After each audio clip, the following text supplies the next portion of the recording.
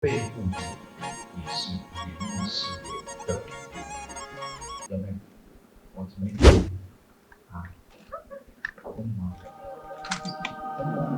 你知道吗？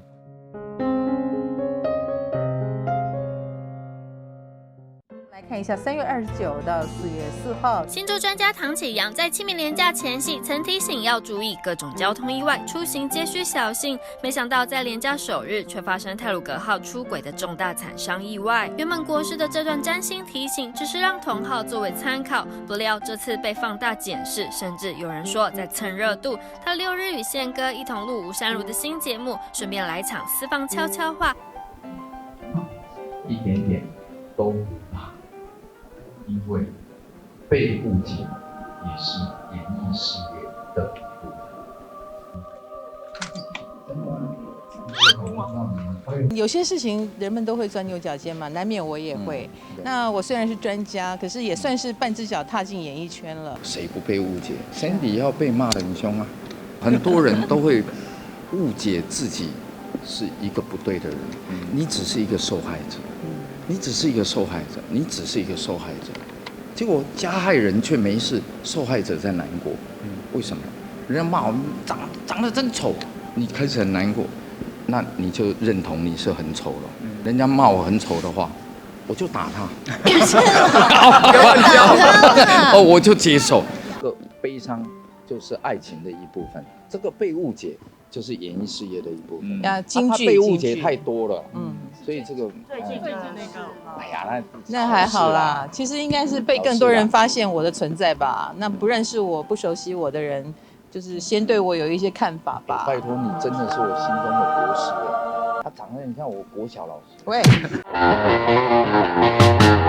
如果我没有做错什么，就没事啊。你真的纠结就看看我吗？我没有纠结，那就好。因为我认识你那么久，我觉得你比较倒霉。我还好啊。同场的来宾炎亚纶也在私房悄悄话中问宪哥：如果有一天就是想大和解，会想跟谁来放大和解？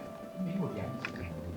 人在一个学着放下，当下即是释放的事，就是是非的，然后当下即是，是不是的事。是在提醒我也要放下，要放下。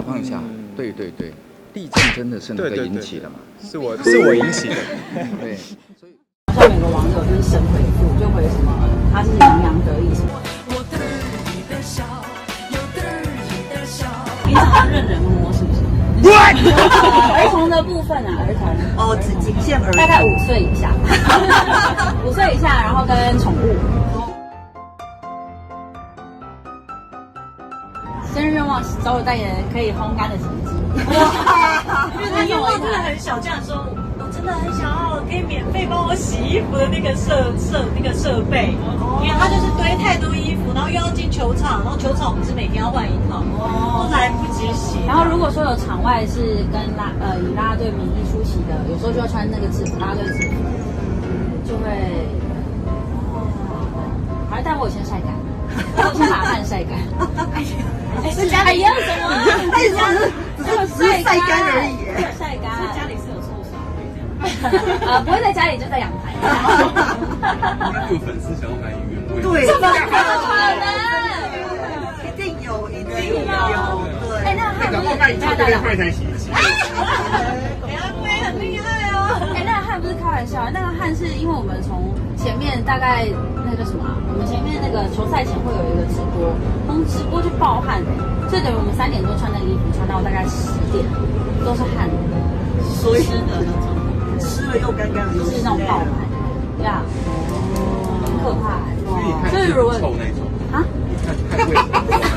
当然也不是啊，但是如果要留一整天的话，就会还是会有汗。昨天其实是录影，刚快要开始录影之前，然后人虎哥就突然对我就洋洋得意，我想什么洋洋得意，然后他就给我看，他就说那个小孩叫洋洋，然后下面有个网友就是神回复，就回什么他是洋洋得意什么之类的，对，我才有注意到这件事情，我就觉得好，还蛮有梗的。所以拍照的时候没有发现小朋友的手放在。没有，因为其实那个过程当中是我一直在跟他玩，然后是旁边的球迷就拍了一系列，刚好那一张。所以那时候没有感觉是被那时候有，但是因为小朋友，所以你不会太，就摸吧。为了要那个赢得他的那个关注，就是很想要得到洋洋的关注，所以就觉得，就只要他肯理我都好。平常要任人摸是不是？儿童的部分啊，儿童仅限儿童，大概5岁以下，5岁以下，然后跟宠物。